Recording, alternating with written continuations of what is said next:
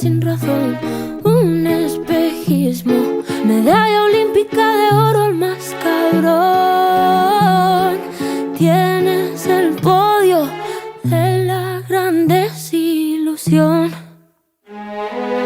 La decepción local rompe corazones nacional, un terrorista emocional, el mayor desastre mundial. Es una perla, nadie se fía. Es una perla, una de mucho cuidado.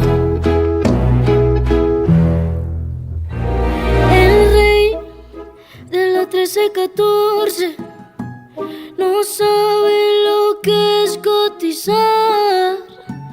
Él es el centro del mundo y ya después lo demás quedará.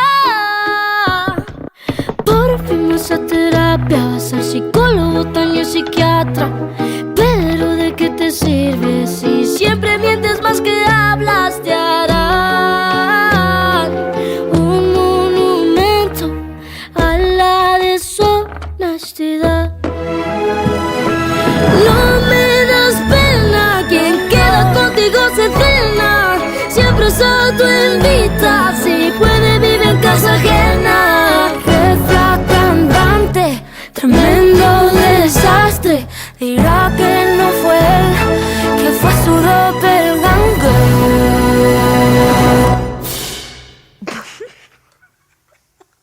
Bueno, es que, claro, no referirse a él como icono sería para él una narrativa reduccionista, ¿me entiendes? Nunca le prestes la